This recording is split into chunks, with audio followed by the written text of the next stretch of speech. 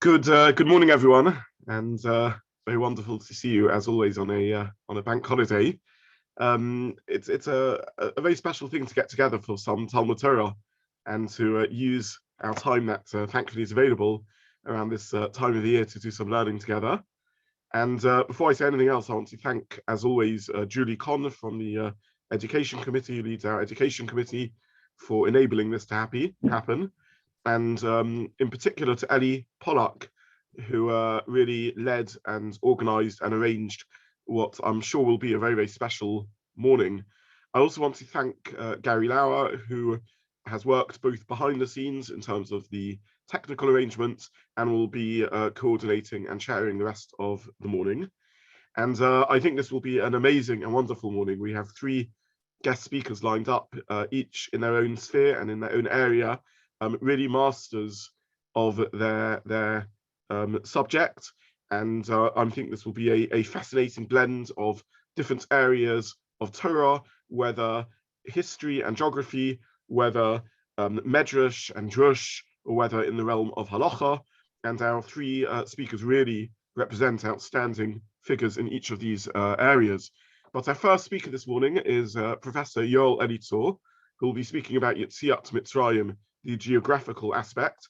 Actually, Professor Elitzur is an expert, a researcher of the Hebrew language and biblical and historical geography, and involved in numerous areas of research into the geography of the Torah, of Tanach.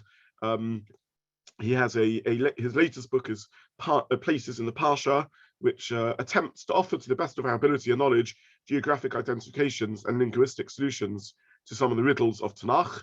And it is available in English by Koren. And in fact, it was this new book that drew our attention to Professor Elitzur. And it's a fascinating work. Some of his writings also available online. And I really would encourage everyone, after hearing what this morning will be an absolute treat, to look further into some of Professor Elitzur's work and writings. Professor Elitzur has also asked that questions should be at the end in the Zoom format. That's probably a wise and sensible way of running things. But there will be time when Professor Elitzur finishes to ask questions, and Gary again has kindly agreed to moderate and run that part of the morning along with the rest of the morning. So for now, I'm going to hand over to Professor Elitzur and to Gary, who I think will be sharing his screen so that we can look at a visual representation of what we'll be hearing. So over to you, Gary and Professor Elitzur. And again, thank you so much.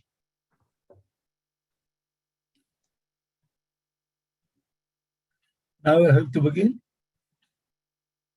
Yes, please. The floor is yours. It's my turn now? Yes, please. Yeah.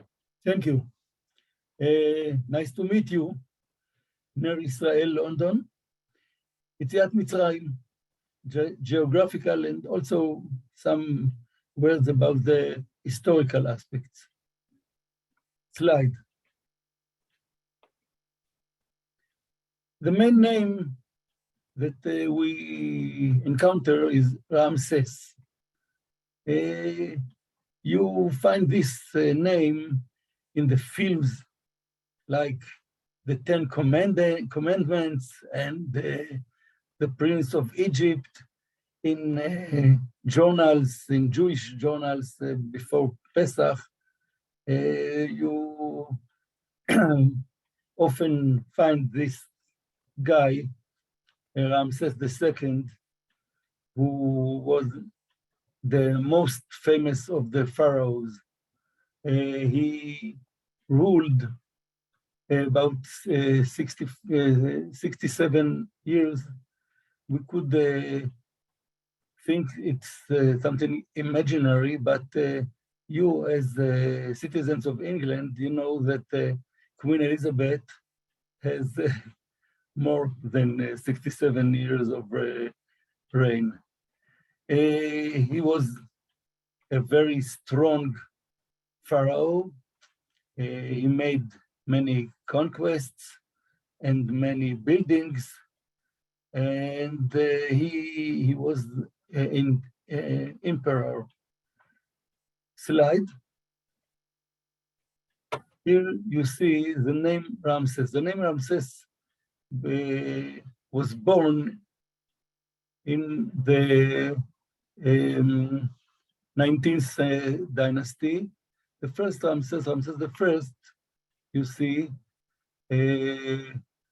ruled only 1 year he was not a precious pharaoh, but the successor of Seti, Ramses II, was the most valuable between the pharaohs in all times.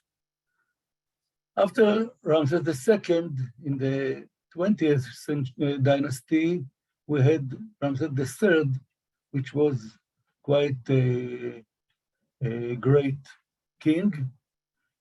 He had 7 lists of conquests, and after him, there were a list of many Ramseses who did not do something of value.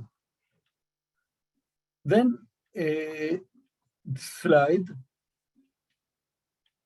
another slide. One of the great deeds of Ramses was a city on his name, Per Ramses. You see, in the hieroglyphs, the first sign is Per. It is a drawing of a house. And then you see the Ra, something like the sun, the god of the sun, and then Mes, S, Ramses, Per Ramses, the house of Ramses. I brought here 3 citations from the literature of the period. They, the Asiatics, all come bowing down to him, to his palace of life and satisfaction, Per Ramses, Mary Amon, the great of victories.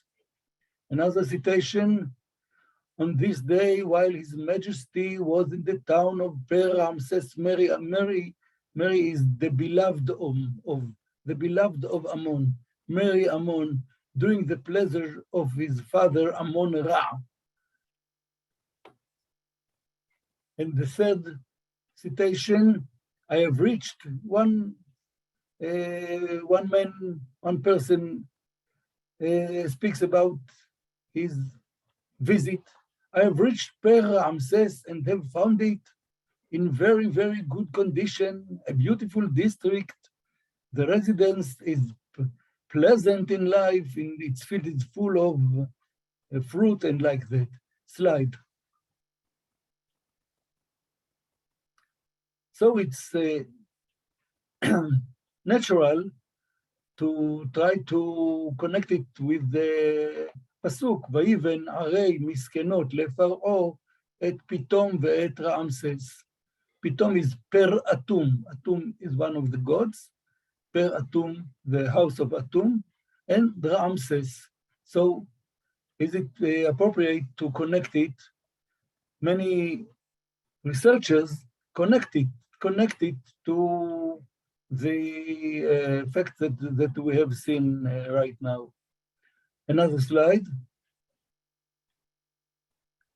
But if we look in the Tanach, we see that Ramses, which is known 5 times, is only a geographical, not personal name. ויושב יוסף את אביו ואת אחיו, ויתן להם אחוזה בארץ מצרים, במיטב הארץ, בארץ רעמסס. וישימו עליו שרי מיסים, ויבן ערי מסכנות את פתאום בית רעמסס, ויסעו בני ישראל מרעמסס סוכותה, ויסעו מרעמסס בחודש הראשון, and again, ויסעו מרעמסס. We see that Ramses is the territorial name, Eretz Ramses, and the name of a city also, a city in a district. Slide. Now, we are thinking about the dating. The dating of the Exodus, according to scripture, if you can, we take as a point of departure David and Shlomo in the 10th century. 10th century is about 400 years before the destruction of the first temple. ויהי ב-80 שנה ו400 שנה לצאת בני ישראל מארץ מצרים, ויבן הבית להשם. Here you have a sum of 370 years between the generation after the conquest and Samuel. Perhaps it is a little less because the little judges, Ibtzan, Eilon, Tola, Yair, perhaps are overlapping our contemporaries of some of the great judges. Iftach said to Melech Bnei Ammon, בשבט ישראל וכולי, 300 שנה, ומדוע לא הצלתם בעת ההיא. 300 is between the conquest and Yiftach. And another source, the list of the Levites, הימן המשורר, אלה אשר העמיד דוד, הימן המשורר בן יואל בן יואל, 19 generations. 19 generations is going good with some 400 years, not 200 years. And if, as we have seen, if we take Ramses as belongs to the 13th century BCE, it is not appropriate. Slide.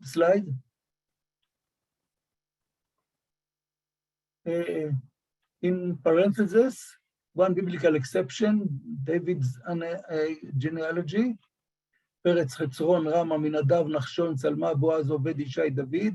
Chazal attributed an unusual length to the life of Yishai, who met בעטיו של נחש, בבא בתרא דף י"ז. According to Pshat, scripture seems to have skipped insignificant generations. Next. Conclusion. The Exodus took place circa about in the 15th century, in the middle of the 15th century BCE. The conquest about 104, but Ramses is much more later, in the middle between the conquest and the period of David. So the geographical name Ramses probably preceded in time the kings who bore this name, and the connection between the two names is coincidental. You can think about many examples in the history, such as we have two kings named Shaul in the Bible. Who are they? One everybody knows, Shaul Melech Yisrael, but there is also Shaul Merchovot HaNahar, Malchei Edom, from the kings of Edom. There is no any connection between the two, but coincident. So this is my conclusion, connected the historical aspect. Next.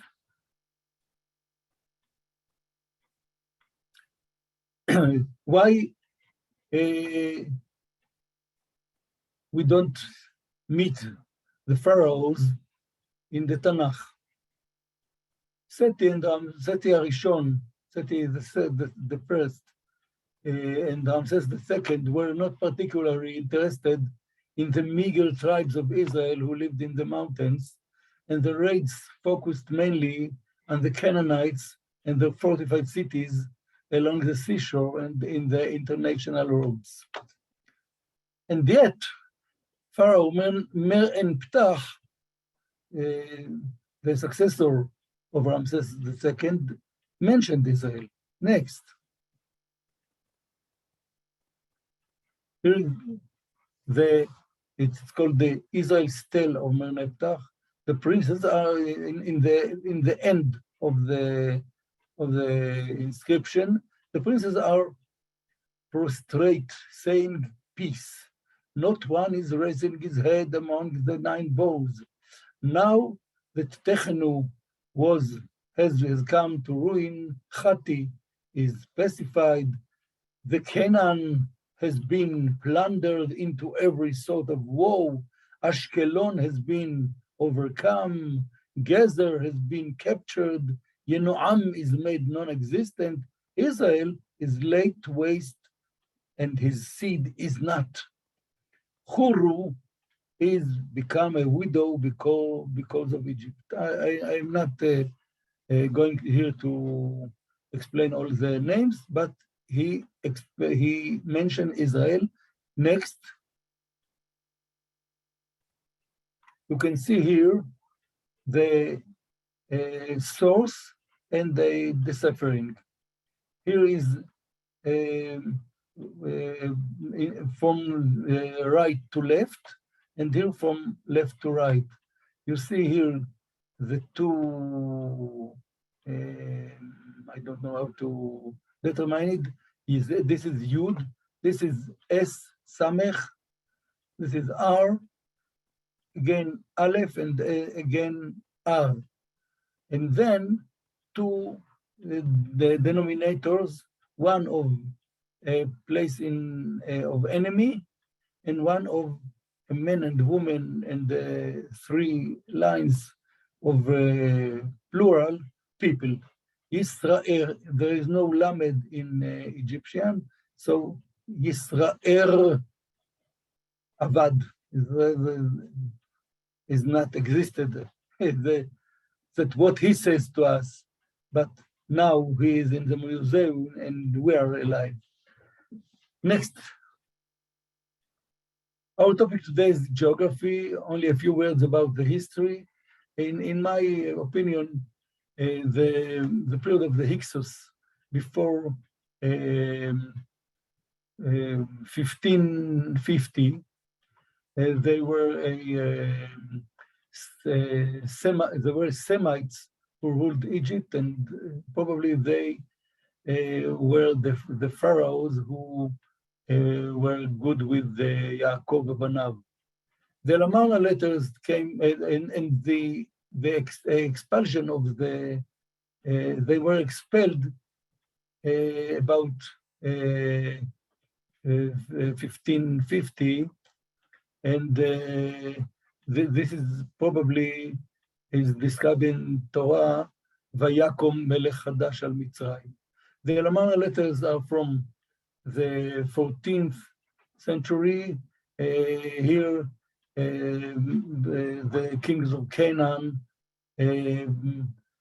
beg Pharaoh to save them from the Chabiru, and I think that there are researchers who identified the Chabiru with Ivrim are right, and that the Lamarna letters is a testimony for the Chil Achaz Yeshve Plashet, for the Yadinaflai Matchem Aleinu that Ahab said to the spies of Yeshua. This is enough for the history, and let's begin with geography. Next slide. Here you see Egypt. Egypt is, first of all, a very green area. If you compare it to the whole district, to the whole environment, you see it is a very green and fertile land, but everything is with the Nile. From the Upper Egypt, it is some kilometers from right and left of the Nile, and from Cairo to the Mediterranean, this is the delta of the Nilus, because the Nile is this have distribution, and all the whole area here is very fertile. Here is the Red Sea. Let's continue. Upper and Lower Egypt. One of the upper, when we look on the map, we see the lower above, but this is only because we are used to put the maps for to north. One of the titles of every Paro is the ruler of the two lands, Nesut and Biti. Here you see two hieroglyphs. Nesut is the papyrus in the Upper Egypt, and the bee or hornet is the Lower Egypt. Why it is so needed to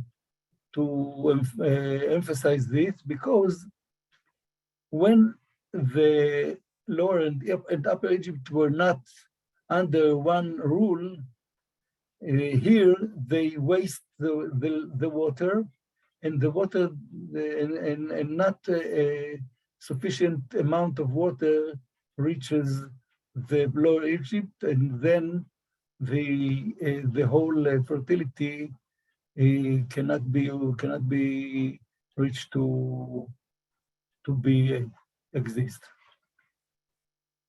Continue. The terms midbar ve'aretz, you can see it in the Parshiot HaShavua. נלכה נדרך 3 ימים במדבר, into the wilderness. ויקרא פרעה אל משה ולאהרון ואומר, זבחו לאלוהיכם בארץ, in the land. ואומר משה, לא נכון לעשות כן. כי תועבת מצרים מדבר, דרך 3 ימים נלך במדבר, into the wilderness. אנוכי אשלח אתכם, אומר פרעה, וזבחתם להשם אלוהיכם במדבר, in the wilderness. And then in יציאת מצרים, ואמר פרעה לבני ישראל, נבוכים הם בארץ, סגר עליהם המדבר. Since Mitzrayim is actually in an arid area, in an area of desert, but the Nile gives them the life, then the contrast between Aretz and Midbar is very central point in the life of Egypt. So here is the Aretz, and here is the Midbar. We'll use these terms later. Next.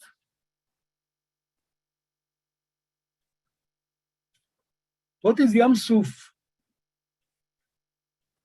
I will show you that some researchers and encyclopedias thinks that Yamshuf is not the Red Sea. But in fact, the Red Sea is surely Yamshuf. How can I know it? For example, from these psukim, Rashi spoke about it, and even though he didn't know the geography of the area, he guessed it. So you see, בעת משה את ביתו אל מצרים, והשם ניהג רוח קדים בארץ, כל היום וכל הלילה, רוח הקדים נשא את הארבה, וינח בכל גבול מצרים. East wind took the arbe, and the locusts came up over all the land of Egypt and settled on the whole country of Egypt. So east wind took and put it along the whole Egypt. Then, when the arbe went out, ויהפוך השם רוח ים חזק מאוד, וישא את הרבה ויתקעהו ים הסוף, לא נשאר הרבה אחד בכל גבול מצרים. A very strong west wind lifted the locust and drove him to Yamshuf. Not a single locust was left in all the country of Egypt. So you understand that Yamshuf is a strip parallel to the strip of Mitzrayim. So the one candidate must be the Suez part of Yamshuf. And again, לא רחם אלוהים דרך ארץ פלישתים, ויסב אלוהים את העם דרך המדבר ים סוף. המדבר as a contrast to הארץ. He didn't took them here to the land of the Plishtim, but to the midbar ים סוף. Next slide. But many researchers speak about many other bodies of water. The Red Sea, some agree that the Yam Suf is a Red Sea, but other things about the bitter lakes and swamps and marshes, and Lake Manzale here in the border of the Mediterranean, and even Lake Bardawil. Next.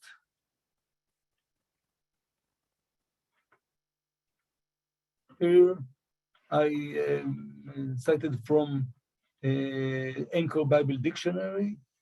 The most commonly cited objection to one of the two gulfs of the Red Sea has been the lack of re-divagation near these large bodies of salt water.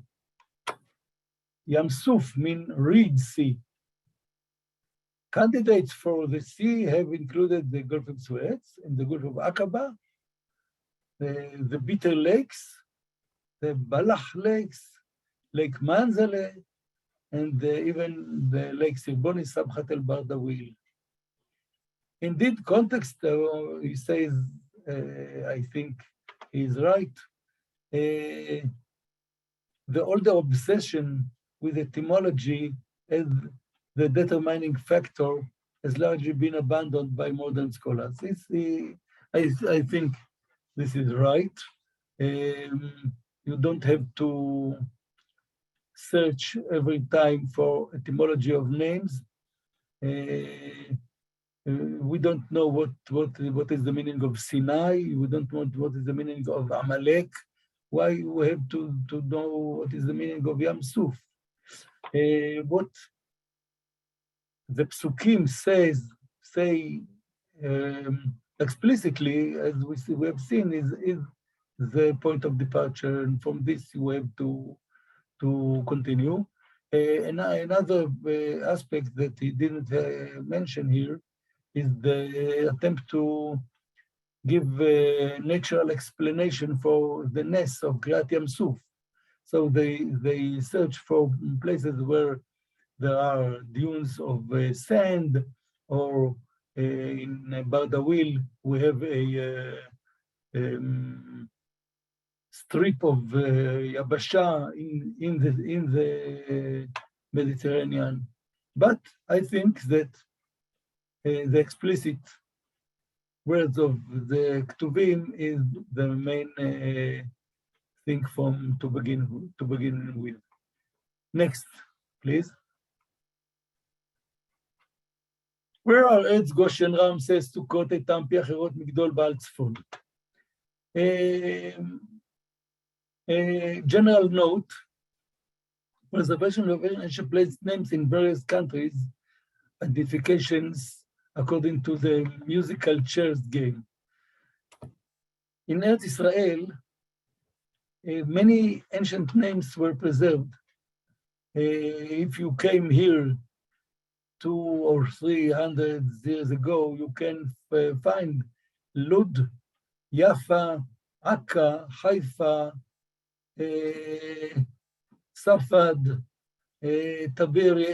Tabariya.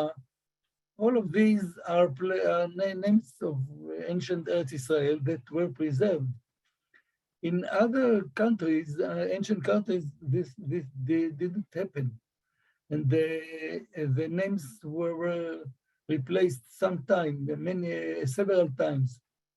In Egypt, especially, they even now replace the names.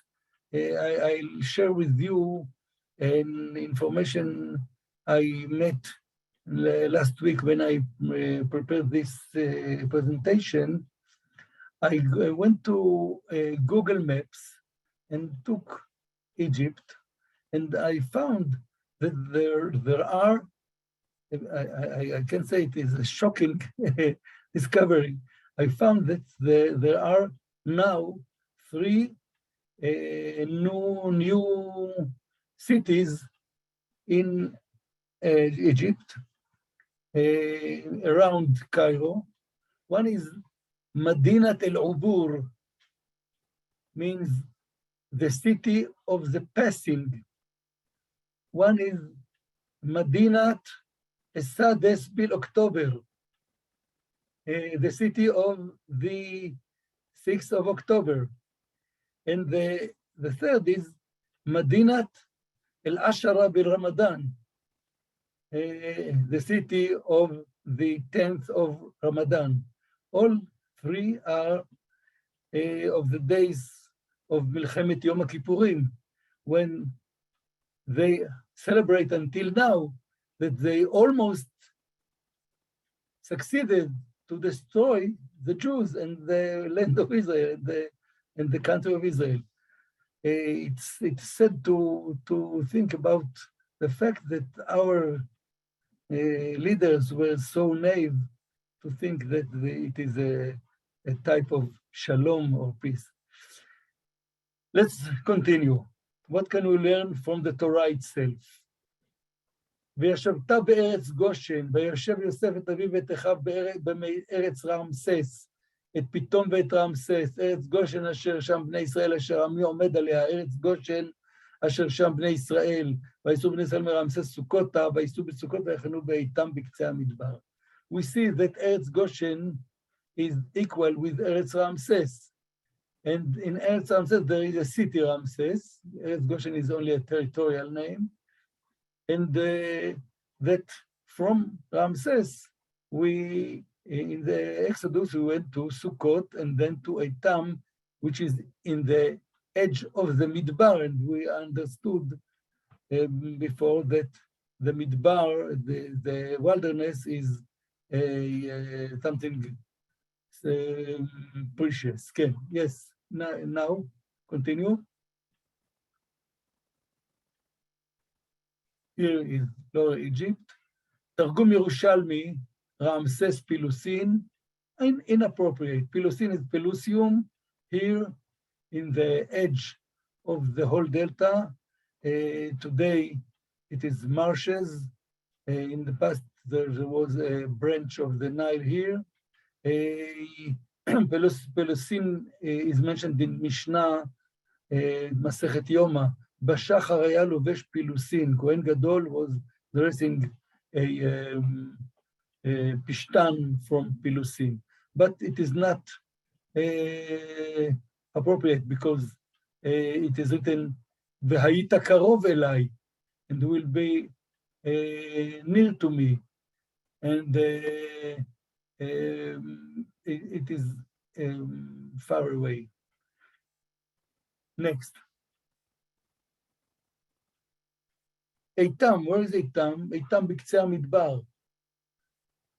בין מגדול ובין הים, וישובו לפני בין מגדול ובין הים. So, from this we can learn that איתם is near the Yamshuf, near the Red Sea. בין מגדול ובין הים, נבוכים הם בארץ, סגר עליהם המדבר. It is between, איתם is between the ארץ and the מדבר. And then, ויעשה משה את ישראל מים סוף, from the Red Sea, ויצאו אל מדבר שור, וילכו 3 ימים במדבר, ויבואו מרתה. In the parallel, in Parashat Mas'ei, ויעברו בתוכם במדבר והלכו דרך שלמים במדבר איתם ויחנו במראה. So the wilderness after in east of the Red Sea is מדבר איתם. So what is the conclusion? Next slide. אחד, Yamshuf is the Red Sea, not any other body of water or marsh. Two, Eretz Ramses equal Eretz Goshen. There is also city Ramses in this district. However, Goshen was used only as a territorial name.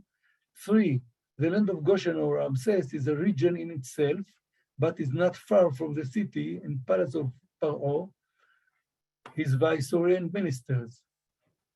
היית קרוב אליי, ויקום פרעה לילה, ויקרא למשה ולאהרון. Etam is located A, on the border between the land and the wilderness, B, on the Red Sea. Bnei Israel encamped at Etam in the land near the sea, and after the Kirat Yamsuf, they wandered 3 days in the wilderness of Etam. So we can conclude that Etam is Suez, on the Spitz, on the tip of the Gulf. Between Ramses and Etam, there was Sukkot. Next. Here is Etam, Suez. And here you can see the cities that I spoke about them here. The new cities, one here, and one here. Next. The splitting of the Egyptian delta begins in the Cairo region, where the centers of power of Lower Egypt were, like Memphis and Heliopolis, where the concentration of the famous pyramids were. The distance from Cairo to Suez is about 130 kilometers, and along this way, we have to locate Ramses and Goshen, and then Sukkot, and then Etam. Next. Last question. Goshen, Sukkot, Etam, Baal Tzfon, Migdol, all of these are Semitic or Canaanite place names. What do they do in Egypt, which is not Semitic,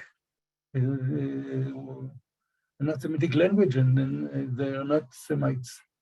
So I here point to a very known find, Serabit el-Khadem, West Sinai, from the 17th or 16th centuries BCE. Here was found a temple with the Proto-Hebrew or Proto-Canaanite script. Here you see under an image of a goddess, the word Le-Ba-A-Lat, the name of the goddess. So in the eastern part of the delta, there was there was existence of Semites who their impression we can see in the names. Goshen, by the way, there is a Goshen in Eretz Yisrael. There is 2 Goshens in Eretz Yisrael in Sefer Yehoshua. One is a district in Eretz Yehuda, and one is a name of a city near Hebron, Goshen. Sukkot we also have in Eretz Yisrael. Yaakov Nasa Sukkota, Baal Tzfon, everybody understands that it is a Canaanite name in Migdol, Hebrew word. Next. Here we are going to finish the symbolic significance of Vayisru Bnei Israel Ramses Sukkota. Ramses is a very Egyptian name, and Sukkot is a very Hebrew name. So in this verse, we can see a symbolic expression of what we experienced. When we went from an Egyptian life to Hebrew life. Thank you. Shavua Tov and Chodesh Tov. Thank you very much, Professor Elitzur. If we take a few questions, Yosef Blas, Yossi, if you've got a question, feel free to raise it. Yes, hi, thank you very much, Professor Elitzur. I would like to add 2 points because I did research this matter a couple of years ago. And there are 2 things. One of them is about the topography of what we call today the Sinai Desert. And the other is about the underwater topography of what we call today Yamshuf. Regarding the Sinai Desert, as you'll be familiar, a lot of the desert is flat, but the Sinai Desert in the middle of it raises to 2,600 meters, which is snow conditions. It's skiing conditions almost, and therefore when in the south, you mean? In the south, and therefore when Bnei Israel walked along the Yam Suf, in the Midbar, it gives meaning to the phrase Sagar lehem Midbar, because when you reach Sharm el-Sheikh, you cannot go north. There's just simply no going north from Sharm el-Sheikh. And therefore, explaining the geography of Yetziat Mitzrayim, you'd say that they were walking, and it's, by the way, it's 7 days walk. So if you leave the lower Egypt and head south, derech Yamsuf, and it says Velo nacham Elokim derech Plishtim, but they went Yamsuf. It's a 7-day walk. You reach Sharm el-Sheikh, and then, as the pasuk says, Sagar lehem Midbar, because you simply cannot go north because you reach a mountainous range. Secondly, if you consider exactly at that point of Sharm el-Sheikh, unlike if the seas were to dry worldwide and you wanted to cross from England to France, you would have a gradual inclination. You would walk down a little bit, you'd reach the middle, and then you'd walk up a bit. In Yam Suf, there's no place that is possible because Yam Suf is a cliff, which means that if you walk 200 meters into the sea, it would be like falling off a mountain. And therefore, parting of the sea would mean you fall into a cliff. The only place where there's a land bridge, albeit 200 meters submerged, is at Sharm el-Sheikh. So when you walk from Sharm el-Sheikh through Mitzrayim, Tiran, the Straits of Tiran, into Saudi Arabia, that's the only place where it's possible to cross. So if you read the psukim in that way, you could actually see that they walked for 7 days south in what we call today the Sinai Desert. They reached the point of Sharm el-Sheikh where Sagar lehem Midbar.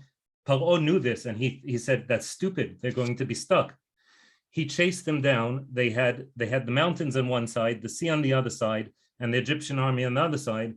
And then at the only point where it's geographically even possible to cross, that's where the sea split. So according to your point of view, where was the Kriyat Yamsuf? In Mitzrayim, Tiran, in the crossing. Bnei Israel crossed from Sharm el-Sheikh into Saudi Arabia. And you think that in a few days, the whole Machane Israel could, with the children and the women, reach? It's about, if you check on the map, it's around 350 kilometers, and they said, and they Nasu Yomam V'Layla. And it's a 350 kilometer journey for 7 days, which is about 50 kilometers a day, and it was it's 50 kilometers a day is a tough journey, but it's you're talking about on 24 hours, it's about 2 kilometers an hour. Interesting, but not convincing in my view. I can add something. My father, Zichrono Livracha, emphasized this point. In Parashat Mas'ei, you read, וילכו דרך 3 ימים במדבר ויחנו במראה. וייסעו ממראה ויחנו באלים. וייסעו מאלים ויחנו על ים סוף. So why did they came again to Yam Suf after they crossed Yam Suf? It's on the Saudi side. In my view, I think it's on the Saudi Arabian side. Go ahead. In my father's view, they went to the south along Yamshuf, and there is a point called Abuznime, where the mountains reach the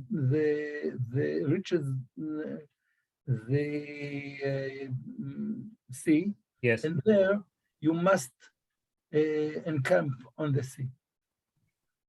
On the way to the high mountains of Sinai, where there's one other point. There's one other point before I'll just hand back, but and I won't say anything else. But if for the 40 years they stayed in Midbar Sinai and they didn't cross to the Saudi side, and by the way, Moshe, of course, we know that Midian was in Saudi Arabia, and Hashem said Tavdun et Elokim ala har hazeh, etc. But you know, they if they were to stay in Midbar Sinai, there's no way to get into the land of Israel through the river Jordan without crossing Eilat, which means that they would have crossed the land of Israel before they came into. They would have entered the land of Israel. You can't avoid the land of Israel if you're staying on the Sinai side. But that's a side way. It's just a theory that I researched, but I'll leave it to. That's much appreciated, Yossi. Thank you, John. If you come off mute, you have a question. Very much. Good morning to everyone. Thank you very much. You're a bit quiet. If you could speak a bit louder, John. Can you hear me? Try a bit louder. How about this? Oh, beautiful. Ah, fantastic. Well, thanks to everyone for arranging this. Shavua Tov to everyone, Professor. I'm very interested because you mentioned that the Egyptians are not originally Semites. This is something that I've heard, and I'm just wondering, can you say a little bit more about that? Because I come from political science, contemporary political science, and obviously at least Egypt politically likes to think of itself as a leader of the Arab world. So how do the two go together in your experience? Thank you. Today they're Arabs, but in ancient times they were not Semites. There was from Ham. Bnei Ham kushu Mitzrayim upu tuchna'an. They were from Ham. Linguists speaks from time to time about something they call Hamito-Semitic languages. There is some familiarity, it's a